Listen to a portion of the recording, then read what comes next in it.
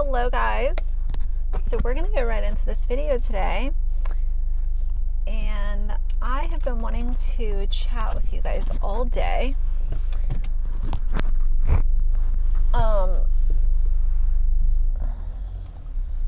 First of all, before we get into this video, I want to extend a huge thank you to you guys, because the video that I posted last night regarding sort of my experience with some of the emotional manipulation that I experienced as a child, that video did, as far as views, it didn't get a lot of views, but that's not the point. The part that I want to thank you guys for is just the outpouring of support that I got with that video. I've definitely mentioned in the past how it is not the easiest thing to open up online, and I know some people have no problems opening up online. They will put everything out there and they don't care.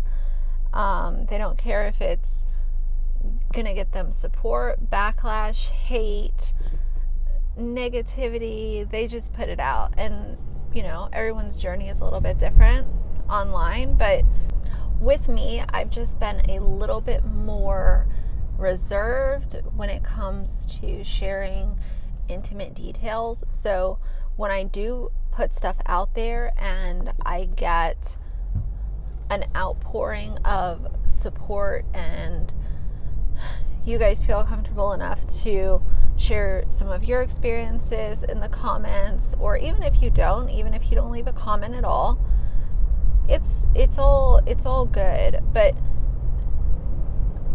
I think what I'm seeing right now is sort of a shift in how comfortable I am with sharing parts of my story. And it's not just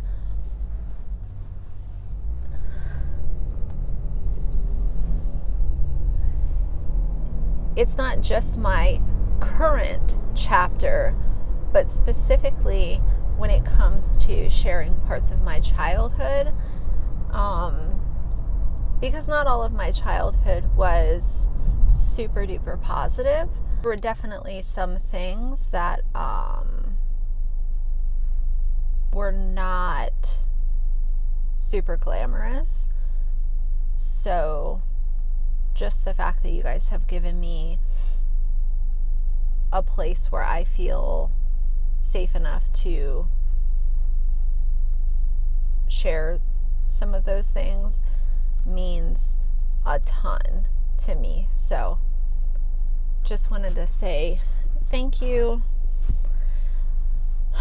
Thank you guys for that. It means a lot.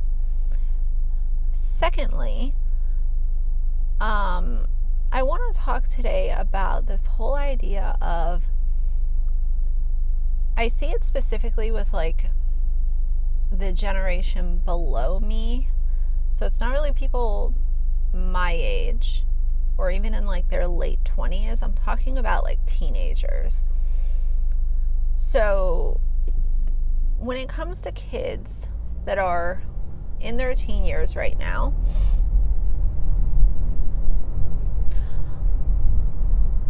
I see this uptick of teenagers wanting to become influencers. And that to me is,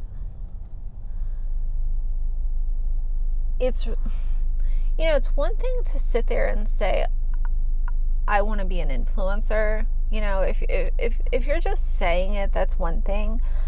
But what I've seen a lot of is parents actually allowing their children to, it's almost like the parents are assisting them in trying to become influencers. And that's what I really think of as problematic. But I think there's a big divide too, because, and that's what I really want to talk about today, is kind of my decision to not go to college and kind of what that looked like for me when I was, 16, 17, even once I was about to turn 16, that's kind of when I had it in my mind that maybe college isn't for me. So it wasn't like I got out of high school and then this thought popped in my head. This was something that I thought of for a while. But there is a big divide where you have people who it's an expectation for them to go to college.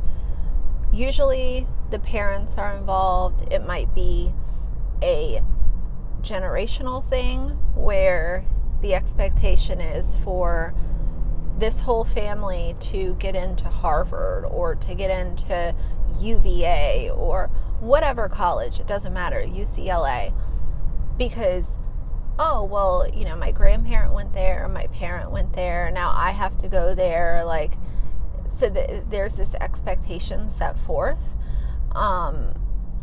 And obviously college is great for a lot of people. I think that it depends what your career path, like what your desired career path looks like.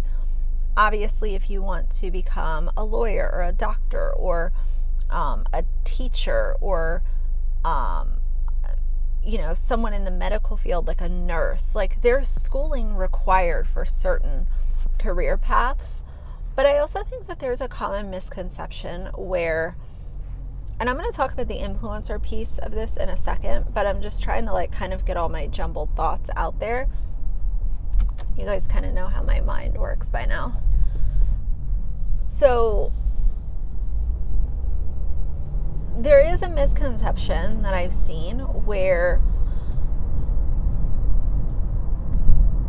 people automatically assume that if you haven't gone to college and you didn't graduate college and you don't have a degree, that automatically you are stuck at a certain job. Like, oh, well, you didn't go to college, so you're going to be a receptionist or you're going to work retail.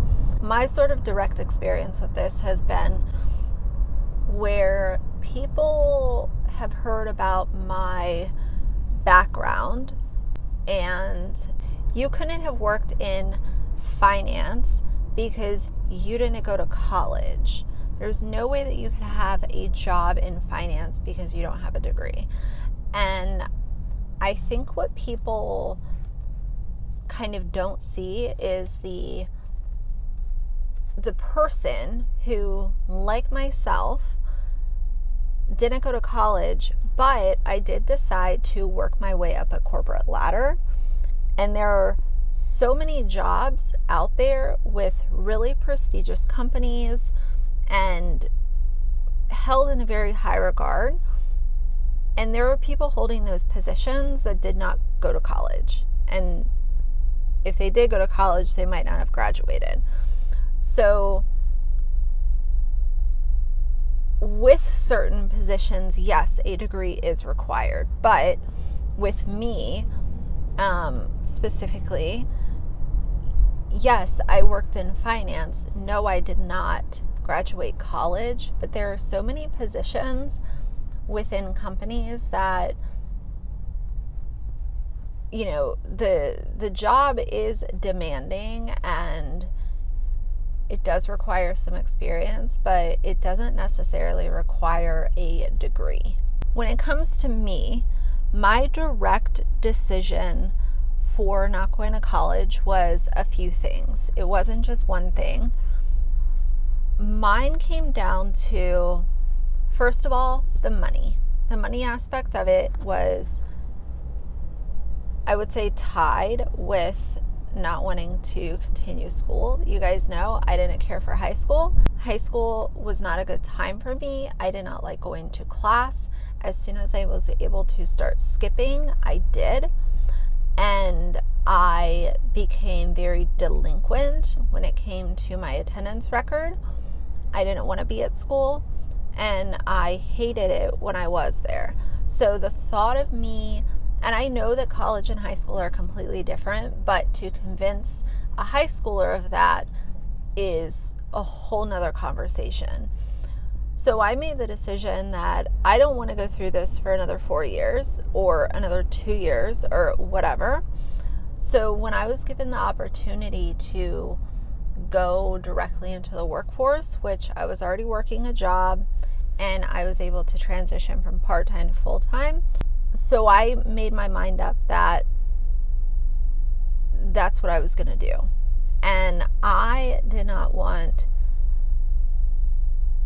obviously when I say two things were tied for kind of like my first decision on why I didn't go to college, the second thing was obviously the money part of it. I didn't have a scholarship and I didn't have an account with a bunch of money in it to pay my tuition. And so that would have put me in a position to take out student loans. And everything that I had heard in high school about taking out student loans was that people are in their 40s paying their student loans still. And I did not want that obligation for, let's just say that I do decide to go to college. I take out these student loans, and that's another 4 years that I would have not been working on my resume. I would have not been working my way up a corporate ladder. Then I get out of college, I have all of this student loan debt, and I'm many times working for a lot less out of college than I would have been otherwise, because I would have had the experience on my resume. I'll give you guys an example. One of our friends went to school for 4 years. He got out of college, couldn't find a job in what he went to school for, and decided that, he had to work because he was trying to pay back his student loans. So he started waiting tables. And there's no tea, no shade to people that wait tables. I've said before, I think people in the service industry are widely disrespected, and I cannot stand when people disrespect waiters, waitresses, janitors, cleaners, housekeepers, like anything in the service industry. When I see those people disrespected, it just makes my stomach turn.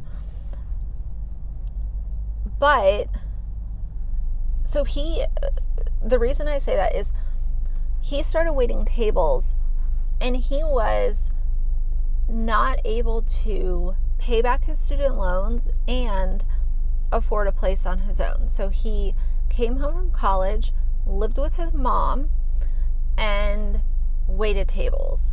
And his income was enough to help pay his student loan and pay for, miscellaneous stuff that he would need. It definitely was not putting him in a position where he could really save a lot of money. And long story short, he ended up continuing to wait tables for a few years after that. And he ended up enlisting in the military because he could not, he just kind of felt like it was a dead-end cycle of paying student loans and not having any money in the bank.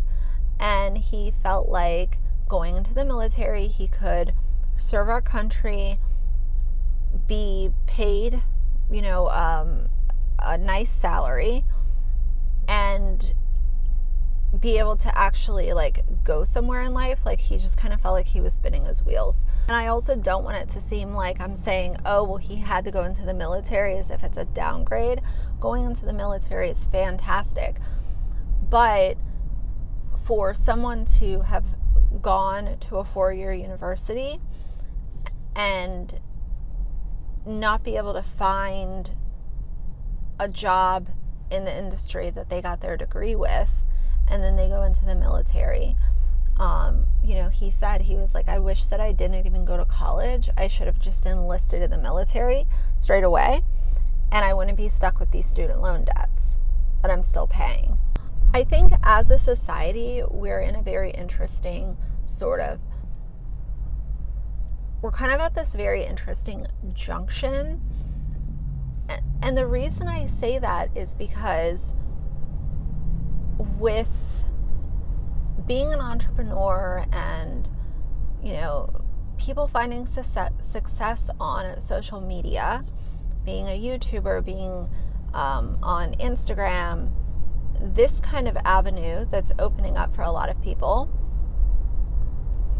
and people continuing to not want to be in student loan debt until they're in their 40s, I think that there is this added level of enticement when it comes to, I'll just be an influencer, because then I can, live like what I see on Instagram, because reminder, all of the influencers are putting out unattainable lifestyles. Everything on social media is fake. Don't ever forget that. And don't ever compare yourself to someone that is an influencer, please. It's terrible for mental health, and it's just unattainable and fake.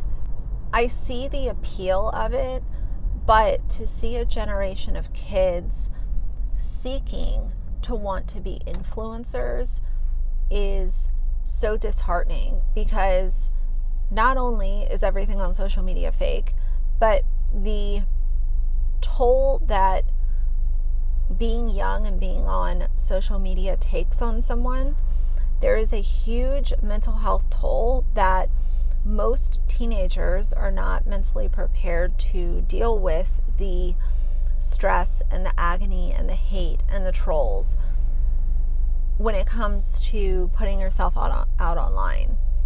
I know for a fact I would not be able to do what I'm doing right now at the age of 16, 17, 18, up through my mid-20s. There's no way that I would have been able to navigate this space that I'm navigating what I am right now, basically. And I realize that it can be enticing. And like I said, it's one thing to just say, I want to be an influencer. But when I see parents, that's kind of the thing. When I see parents allowing their kids to go further with this because they like what they see on Instagram and they think that they're going to become wealthy social media stars, and the parents are, buying them the trendy, skimpy outfits that the influencers are wearing, or the parents are buying them a camera so that they can vlog every day. That's where I look at it and I'm like, ugh, and again, I can't ever say, this is what I would do if I had a teenager, because I don't have a teenager and I don't have a kid. But I can tell you for a fact that becoming a full-time influencer and wanting that to be your job title at the age of 16 is extremely toxic, it's extremely problematic, and I'm also coming at this from the seat of someone who is not, I'm not one of those people who is like, you have to go to college. If you don't go to college, your life is going to be ruined, because that's not it at all.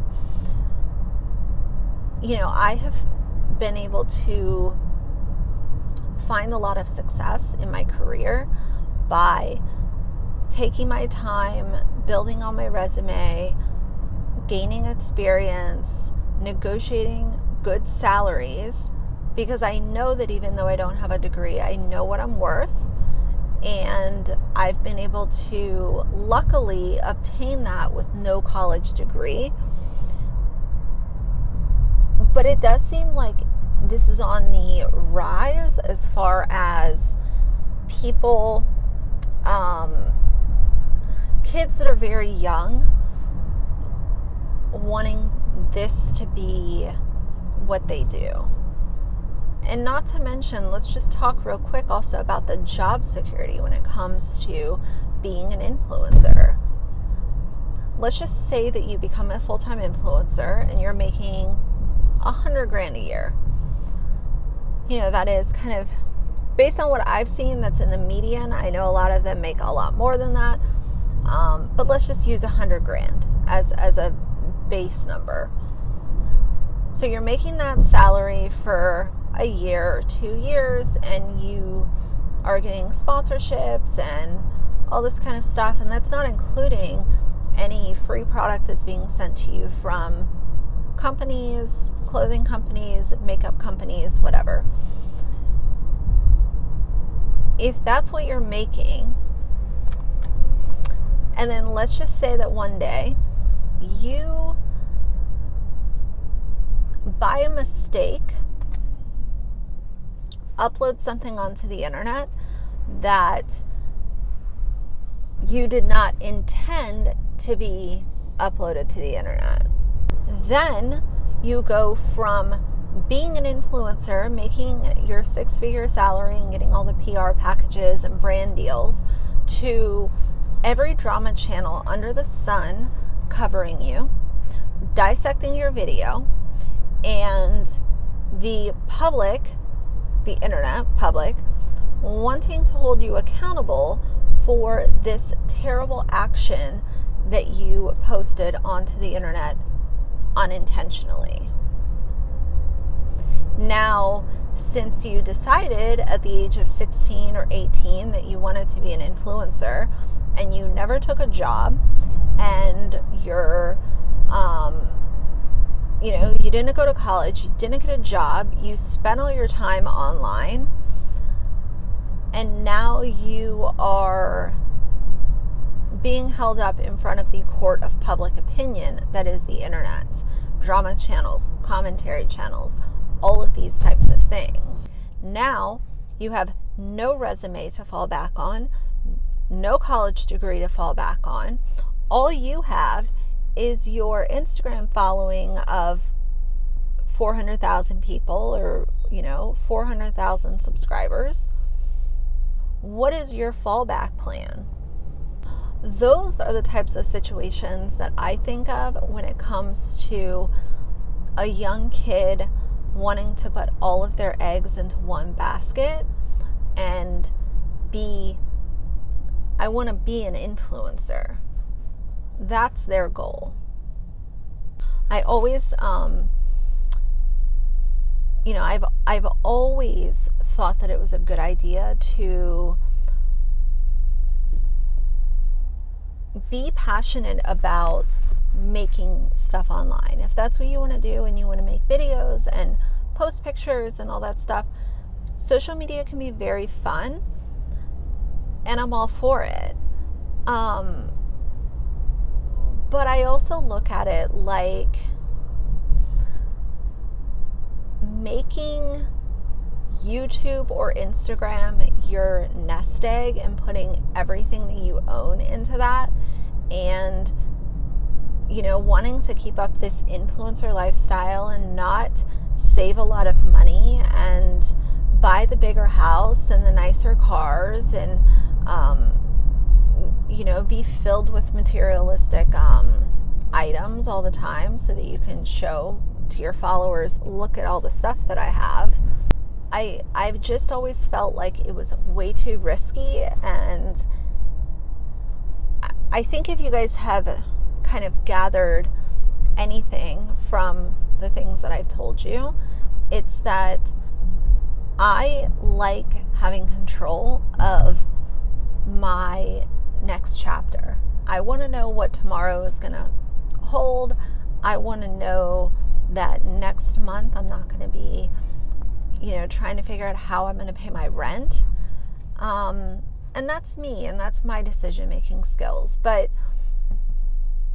when I think of the generation below me, it does just make me worry. And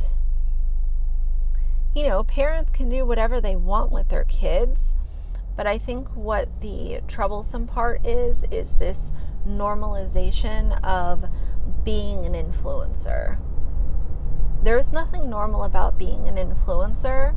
Is it cool and can it be fun? Yeah, sure.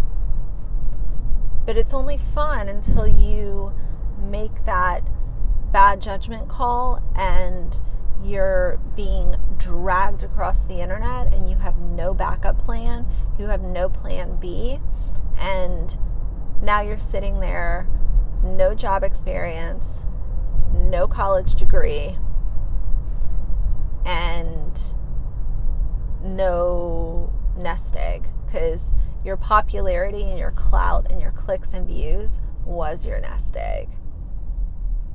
So it can be kind of scary, but either way, I did just want to kind of like put this out there and talk to you guys about kind of like my emotions around college and how I felt about it, because it can be interesting sometimes to talk about these random things that I'm thinking about. But tell me what you guys think. What do you think about teenagers wanting to become full-time influencers, and what do you think about parents funding the whole thing when their 15 or 16-year-old comes to them and says, I want to be a YouTuber, and the parent goes out and buys them a whole filming setup and the ring light and pays for the cute outfits and helps them, film their little TikToks and stuff? Is the parent complicit in kind of setting up their child for failure? So anyway, guys, I need to grab something for dinner. I think that we're going to have bulgogi tonight. And yeah, that's what's going on. So either way, I'm going to close this out and you guys will see it in just a little bit. So for now, if you like the video, please leave a like and a comment. And if you'd like to see more from me in the future, please subscribe. I'll see you guys soon. Bye.